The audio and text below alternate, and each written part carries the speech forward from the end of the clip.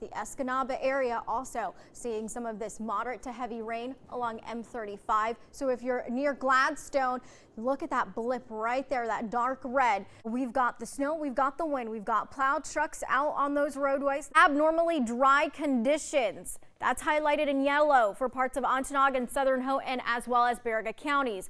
So just keep in mind as you're having fun in your festivities to please be careful. An update to pass along to you. Houghton Keweenaw schools have closed for today due to the blowing snow and very bad visibility out there. We topped it off at 22 inches of snow this past month in October.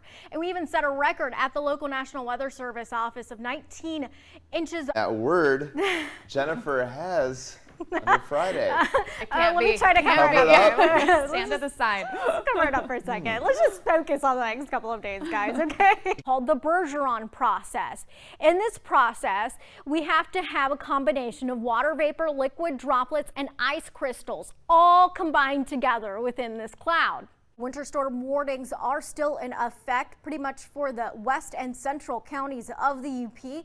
Now, as far as rainfall amounts are concerned, we'll likely have a swath about an inch of rain in our central and in the eastern half of the UP. 4 to 6 inches over into the Keweenaw, and then locally about 6 to 8 inches where those stronger bands set up. You were saying a boring but awesome week is ahead. I love that. You threw me under the bus. There's a live look at Mont Ripley, and you can see that fog now kind of lifting a little bit more from the surface. Oh, so cool to look at this. I love it. If you're traveling today, headed off to work or any errands early this morning, make sure you got your low beam headlights on. And this is where there are several different cells clustered together, and they all feed off of each other. They all feed off of each other's energy. The inner eye wall really just pounding parts of Alabama right along the coastline there. You can see it here in this red just west of Pensacola. This is what the radar looked like at about 10 o'clock Sunday night as that line of strong to severe thunderstorms was moving in. Champion, 1.2 inches of rain already over in the Ironwood area. Wakefield, almost 2 inches of rain. Wet and dreary across the entire area. This is out over Lower Harbor. You can see the rain coming down. A couple of things to look out for, especially if you're working outdoors. The difference between heat exhaustion and a heat stroke, so that a tornado can form. So you're going to shake it. Please make sure you have all of your rain gear, or else you'll get wet today. Nobody likes to be soggy, right? There it is, right over Lake Superior, something that's absolutely therapeutic. I don't think that's a real moose. No, it's not. But this is the closest I can get to seeing a real moose because I still have it. The Climate Prediction Center has issued 6 to 10 day outlook. Above normal temperatures expected. Most of the 4th of July's have ranged right around the mid 70s to the low to mid 80s. There have been just 1 or 2 years where we ended up above normal. Your summer spice scale today is going to top it off at habanero hot. Here's the setup and what's going to happen. A big ridge amplifies right overhead. It's going to bring in the heat for Monday, sticking around for Tuesday. Notice the area of low pressure that's closed off to the south. That's going to be the remnants of Tropical Storm Cristobal. And what looks like it's going to happen, looks like that moisture associated with it is going to combine with a trough right overhead and a couple of disturbances as we head into Wednesday. That means a soggy one for pretty much all of us. Right now, fairly quiet across the region. Here it is, Tropical Storm Cristobal bringing in some rain over into the Florida Panhandle as well right now. This is how it looks, a closer look at it. Record-breaking heat likely on Monday as interior areas to the west end will reach the low 90s out there. There is a west to east split for early next week. Then soggy conditions by Tuesday night. We'll start it off dry on Tuesday. Here it is as that rain works in Tuesday night. Here's Wednesday morning. Widespread rain continuing for the afternoon, lingering into Thursday. And as far as rainfall amounts are concerned across the area, easily about 1 inch to 1.5 inches. Just about 18 minutes to the top of the hour. And Jennifer, all that snow that we lost over the last 10 days or so, we're pretty much getting it all back in 24 hours. Yeah, with our next big winter storm that's headed our way, winter storm warnings will go into effect in the next 20 minutes for much of the UP. Those are all highlighted in pink. starting at 7 o'clock in the morning through tomorrow morning as this area of low pressure in this storm system tracks through the northern lower and eventually stalls overhead. Ahead of it, a lot of heavy rain coming down across portions of downstate. Here's a track of it. It'll move in across the northern lower throughout the morning and then eventually across the eastern UP this afternoon and kind of stall right over us today all the way through tomorrow, bringing in rounds of snow all day long. In the upper levels, it's also associated with an upper level low that also kind of stays in our region. It kind of stalls overhead because it really doesn't have a strong flowing mechanism to help push it out of the region fast enough. So should be out of the area as we head into tomorrow afternoon. But right now you can see rain to the south and a transition to snow across portions of the north central and the eastern sections of the UP. You can see pretty much steady rain down over parts of Menominee, Dickinson, Delta County right now early this morning. And then we're seeing mainly a transition that already happened to snow across parts of Marquette County, Marquette all the way into Alger County. A little bit of sleet mixed into some of those areas, and a little bit of sleet is highlighted in this pink out over into parts of Barriga County right now. The way it works out is we continue to see the transition happen to widespread wet heavy snow. Here's 11 o'clock in the morning, continuing into the afternoon. Here's 4:30 in the afternoon and overnight. Today, those winds will be out of the north and northeast. They'll easily gust around 30 miles per hour, so we'll have some gusty winds for today. And then by tomorrow morning, most of that wet and heavy snow out of the area, but a transition to northwesterly winds will have us with some light to moderate lake effect snow showers across the west and northern sections, tapering off throughout the day.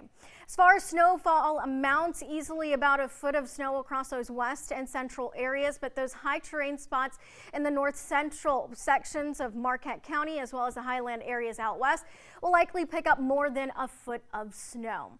As far as winter weather hazards with this storm system, I have a high risk for snow because it's going to be that wet and heavy snow which will accumulate and could even lead to some downed trees, down branches, down power lines. So be on the lookout for that. We've got a moderate risk for winds gusting 30 miles per hour. And travel, I do have a high risk as well. Icy road conditions early this morning and then sloppy as we head into the afternoon with that wet and heavy snow accumulating. So for today, you'll probably need to have the snow blower around, probably at least two to about three rounds of snow blowing today all the way through tomorrow. You can see the snow coming down right now over the city of Marquette, quickly accumulating. Some of those roads already looking a little bit sloppy this morning. 25 to 30 degrees out west today. Our central counties will reach right around 30 to 32 this afternoon, and this afternoon a range of 32 to about 34 across those eastern counties. Behind that system, we'll have some cooler air move in, so our highs tomorrow will be in the 20s and into the 20s for your New Year's Day to start off 2020 before some slightly milder conditions move in by the end of this week.